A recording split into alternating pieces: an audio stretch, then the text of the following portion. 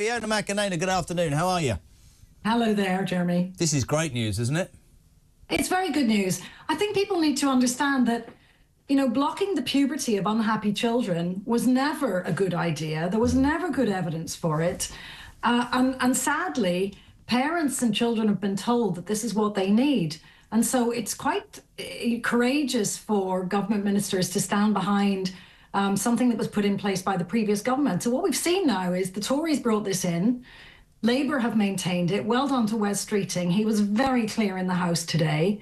And he actually made special mention of the whistleblowers from the Tavistock Clinic, people who had called out the dangers of this treatment years ago and in some cases, you know, risked their jobs for it. So people who are wondering, well, this is a medical treatment, what's the big deal? Just think about it.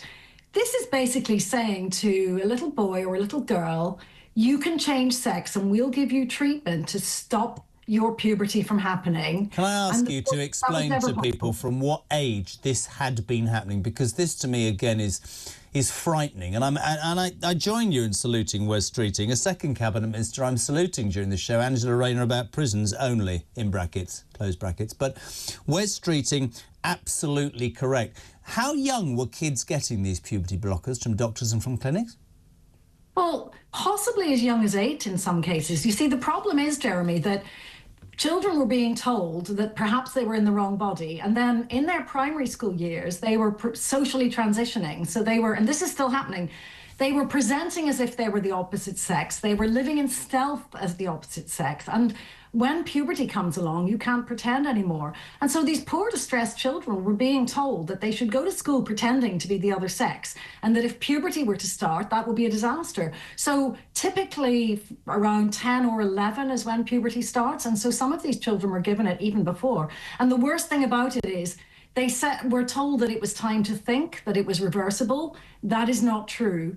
The evidence we do have is that almost without exception, a child who is put on puberty blockers goes on to cross-sex hormones. They do not become the other sex. They become an infertile version of their own sex. It is not healthcare. And how, just for people like me who are genuinely pleased, massively pleased this is done, how widespread was the prescription of puberty blockers? Because it sounds a dreadful thing to have allowed. How long has it been going on for? And how widespread was it? Yeah, the record keeping at the Tavistock was very poor. It was one of the things that was criticised by the judges in a High Court case a couple of years ago, the Kirabel case.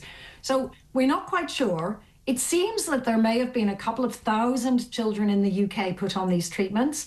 It accelerated very rapidly in the last 8 or 9 years. So way back in time, there used to be a handful of little boys every year who would get this treatment. And in recent years, there have been hundreds and hundreds, and it's switched to be 2/3 girls. You know, thankfully, those poor children who were misled into thinking this was good treatment, and their parents, thankfully, most of them will now be protected from that. But there are thousands of children getting this treatment in other countries. It's huge in Australia, it's huge in North America. And it's very damaging to children. I mean, it's massively damaging. And what it does for me as well, this whole, you know, puberty blockers for under 18s with gender dysphoria, finally banned. But gender dysphoria, how is that defined? How does anybody have the right, with such a young child who doesn't know their brain, their sexuality, their body, almost every component of who the hell they are, who feels safe enough to make that decision? Who's qualified enough to make that decision? Well, what does it even mean to have gender dysphoria? Yeah. You know, diagnostics seem to be that if you don't fit sex stereotypes, that maybe you're in the wrong body. And then the awful thing that's happening is children in primary school are being told that this is possible, and they're being given picture books that show them boys and girls deciding they're in the wrong body.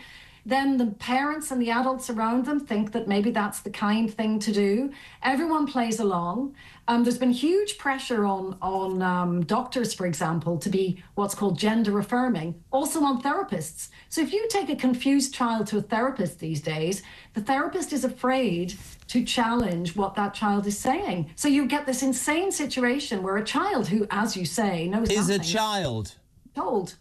Is a child. A child's not going to know its mind at 8 years of age. So in essence, what puberty blockers were, unless I'm missing the point, you always help me, is if we convince you, or you somehow hear from somebody else that you might at some point want to change your sex, we'll give you them now and you can make a decision down the road.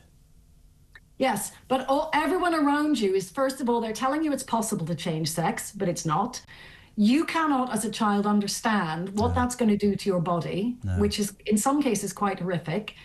And thirdly, what you don't know, and no one tells these poor children, is that the best cure for any kind of gender confusion is puberty. When they go through puberty, they'll realise what they are, and mostly that resolves any discomfort, and that's been blocked. So that's why all these children end up going on to cross-sex hormones.